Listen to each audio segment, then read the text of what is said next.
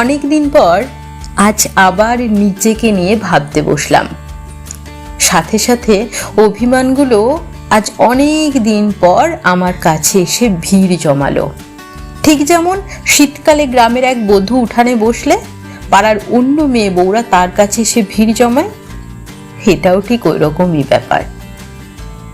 কাজের চাপে ভালো লাগা, ভালোবাসা, অভিমান সবকিছুই যেন আমাদের কাছে কমই আসে। কিন্তু আজ অনেক দিন পর লম্বা কিছু ছুটি পেয়েছি। সকাল থেকে উঠেই আজ বিভিন্ন চিন্তা মাথায় আসছে। ফোনটার দিকে তাকাতে দেখি প্রিয় মানুষটার মেসেজ, গুড মর্নিং। প্রথমে মেসেজটা দেখে খুশি হলেও মুহূর্তের মধ্যেই মনটা ভারী হয়ে গেল। মনটা বলে উঠল, ও তো আগে বিছানা ছেড়ে ওঠার আগেই আমায় ফোন করে মর্নিং উইশ করতো, কিন্তু এখন কেবল মেসেজ। বেশ কিছুদিন ধরেই কিন্তু এটা করছে। কাজে ব্যস্ততার মাঝে থাকার জন্য এসব মনে হয়নি, কিন্তু ওই যে আজ ফ্রি, মাথায় চিন্তা কি আর কম আসছে। আবার দেখি কর্তামশাই অফিসে পৌঁছানোর পর হোয়াটসঅ্যাপে মেসেজ করে জানিয়েছে পৌঁছে গেছি। শুধু হোয়াটসঅ্যাপে মেসেজ, অভিমানে তো দু চোখ জলে ভরে গেল। আজ আমাদের বিয়ে হয়েছে 2 বছর হব। আমরা দুজন আলাদা থাকি কাজের সূত্রে। 2 চোখ ভর্তি জল নিয়ে ফোনটা হাতে তুলে কর্তামশাইকে ফোন করতে যাব, মনটা বলে উঠল, না, আমি তখন ফোন করব না।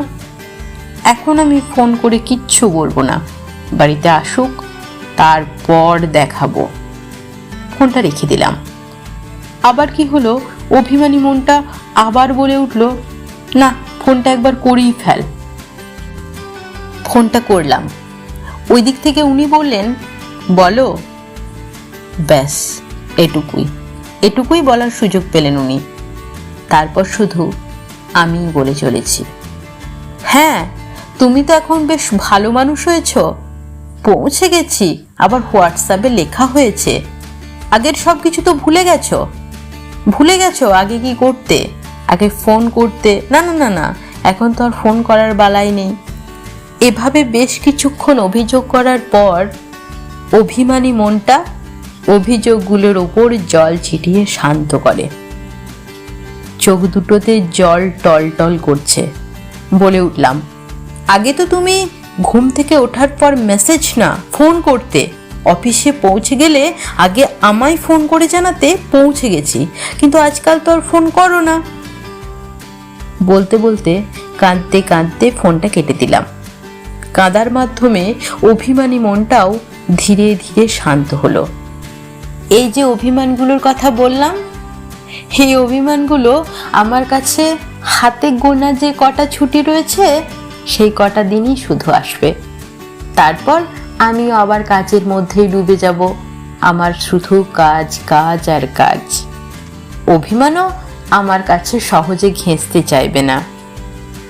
জানেন, মনটা মাঝে মাঝে অভিমানী হওয়া ভালো। তাতে মনের কথাগুলো, যন্ত্রণাগুলো মনের মানুষের কাছে বেরিয়ে আসে ঠিকই, কিন্তু তাতে ভালোবাসাটাও বাড়ে বহু গুণ।